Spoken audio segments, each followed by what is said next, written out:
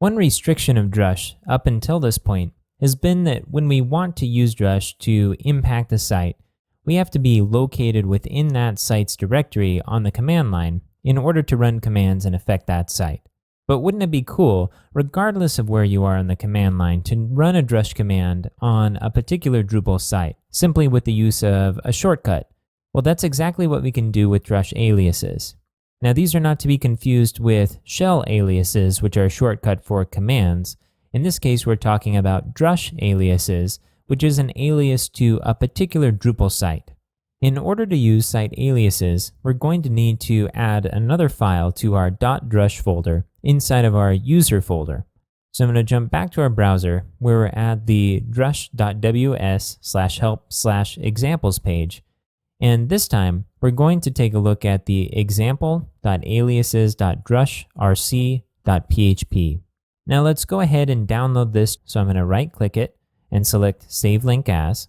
In my browser, all of the hidden folders, that is any folders that begin with dot, like our .drush folder, are going to be hidden here. So I'm going to save it directly into this directory, and I'm also going to rename it by removing the example and just naming it aliases.drushrc.php, and I'm going to save it.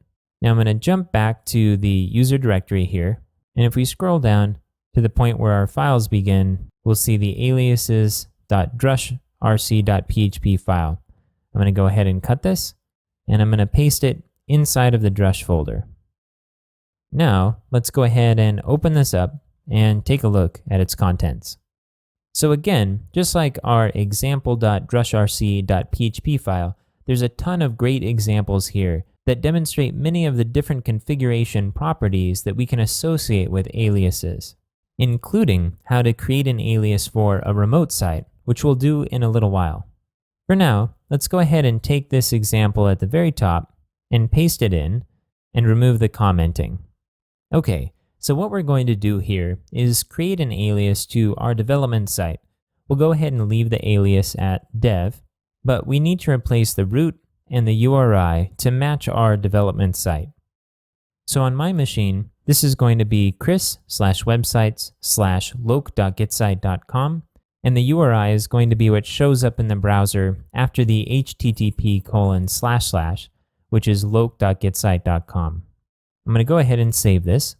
And now let's jump back to the command line, and let's make sure we're somewhere other than directly inside of our development site. So if we do a pwd here, we'll see that we're in the production version of this site. So now we can go ahead and give our alias a try. So we begin with Drush, and then we add our alias, starting with an @ symbol. So in this case, it will be @dev, and then we'll just go ahead and do a status, and hit enter. And you see here, we now have all of the information for the development site, even though we're somewhere else entirely on the command line.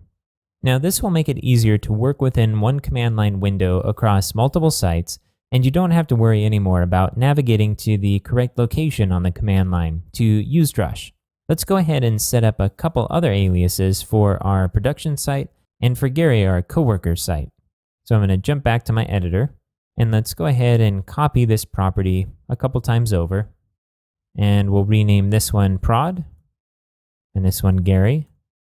And we'll go ahead and replace our root directory and our URI for each one to match up with the actual location and URI of the site. I'm going to go ahead and save this. And if we go back to the command line, we should now be able to run drush @prod status. And here's our information for the production site. And now we can also do a drush @Gary status and get the status of a third site. Now, if you're working on multiple projects at once, you're probably going to want aliases that are a little more descriptive and unique for each project, so you don't accidentally do some drush commands on one site, meaning to do them on another.